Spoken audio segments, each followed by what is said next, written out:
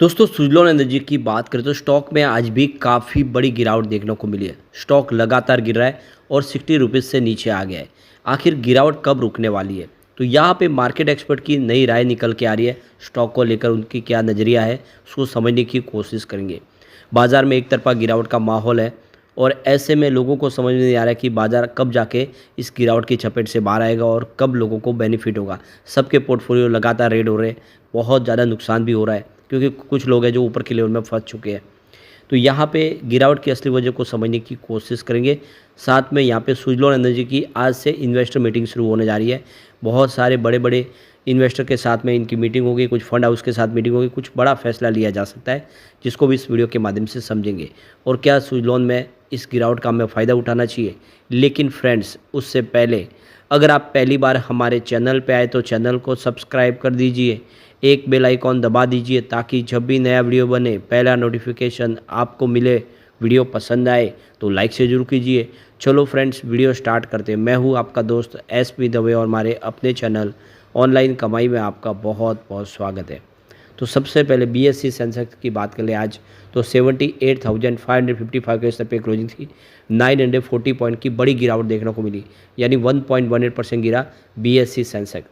तो देख सकते हो कि सुबह बाज़ार की जो शुरुआत है वो पॉजिटिव हुई, लेकिन वो तेज़ी रह नहीं पाई। एक तुरंत ही देखिए गिरावट का माहौल बना और गिरावट लगातार बढ़ी और अंत में जो गिरावट है उस गिरावट के साथ में ही क्लोजिंग हुई है।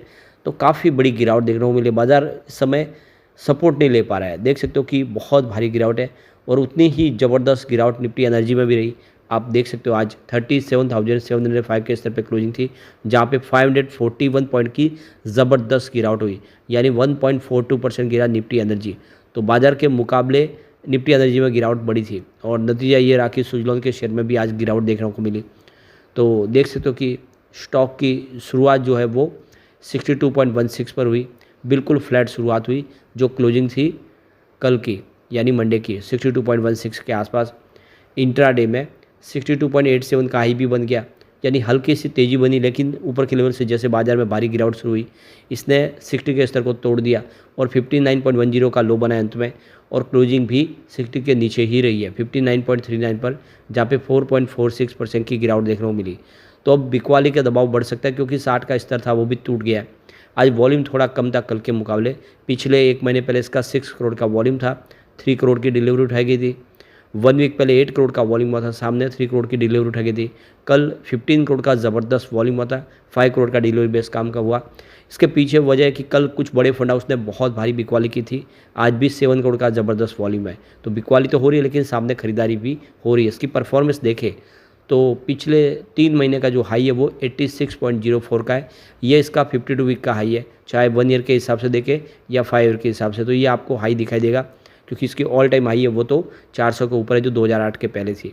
अब 3 मंथ का लो इसका 58.56 है, जिसके आसपास स्टॉक आ चुका है, यानी 3 मंथ के लो के आसपास स्टॉक इस समय दिखाई दे रहा है। 1 ईयर का लो अगर देखें तो 33.90 का है, उससे स्टॉक अभी काफ़ी दूर है। और 3 ईयर का लो इसका 5.42 का था, उस हिसाब से इसने बहुत बड़ा मल्टीबैग रिटर्न दिया है। और पिछले 5 साल का लो देखें तो 1.56 का था कोविड काल के अंदर, तो उस हिसाब से बेहतर प्रदर्शन हुआ है। अब देख सकते हो कि पिछले कई दिनों की गिरावट में 25% स्टॉक टूट चुका है और 60 के नीचे आ गया है। पिछले एक सप्ताह में देखो 10% से ज़्यादा की गिरावट हो चुकी है और एक महीने में 20% स्टॉक गिर चुका है।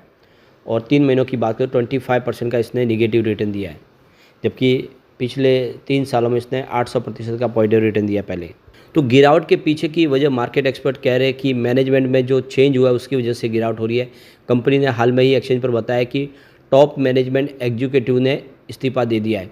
एक्सचेंज फाइलिंग में कंपनी ने निवेशकों को सूचित किया है कि न्यू बिजनेस के सीईओ ईश्वर चंद मंगल ने कंपनी के बाहर नई चुनौतियों और अवसरों को तलाशने के लिए ऐलान किया है।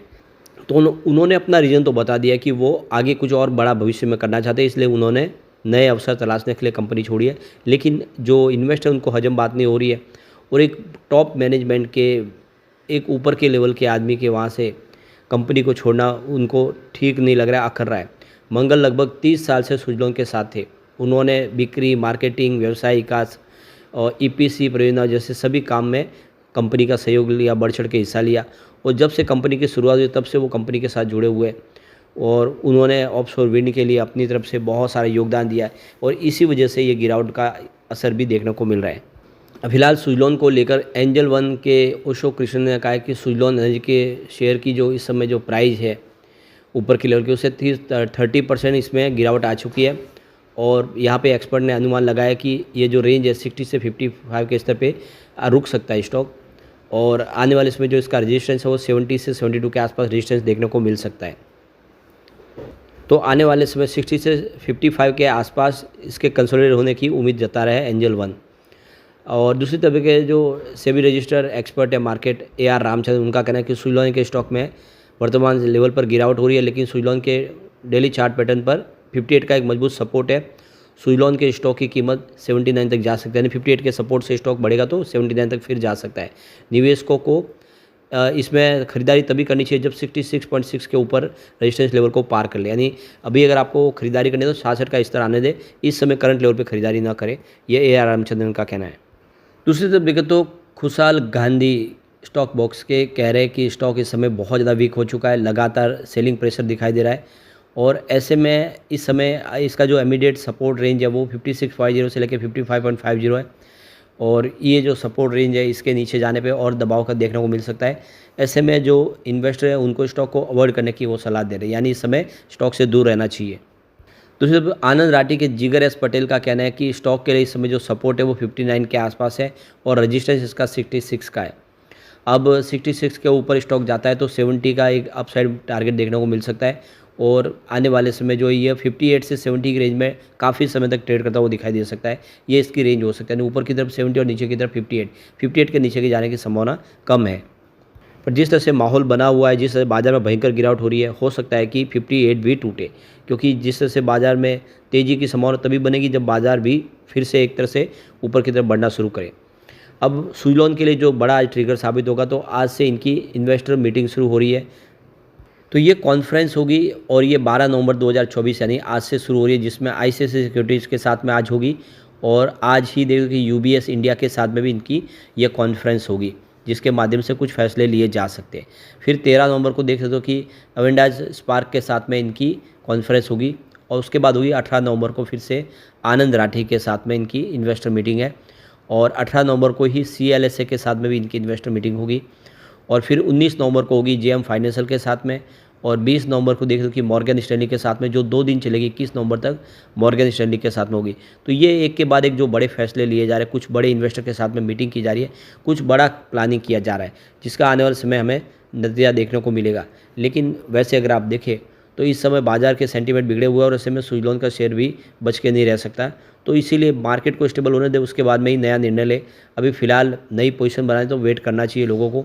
वैसे मार्केट मोजो की तरफ से भी इसमें सेल की रेटिंग दी गई है, बाजार में दबाव है और मार्केट मोजो का कहना है कि स्टॉक को आपको बिकवाली करनी चाहिए। तो जब बाजार में नरमी आती है तो हर कोई बेचने के लिए कहता है, लेकिन आप लॉन्ग टर्म इन्वेस्टर हो, स्टॉक को आपको छेड़ना नहीं चाहिए। बाजार फिर रिकवर होगा तो स्टॉक भी शानदार करेगा, क्योंकि सुजलॉन फंडामेंटली मजबूत कंपनी है और पूरी तरह से डेट फ्री हो चुकी है।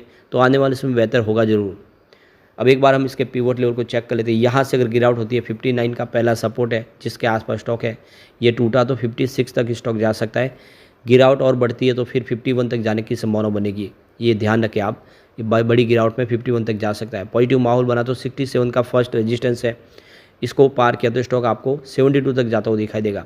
और जो तीसरा रेजिस्टेंस है वो 75 के आसपास है। ऐसा पॉसिबल हो जाता है तो फिर बड़ी तेज़ी फिर बन सकती है। तो इसीलिए आपको ये सपोर्ट रेजिस्टेंस को ध्यान रखना चाहिए।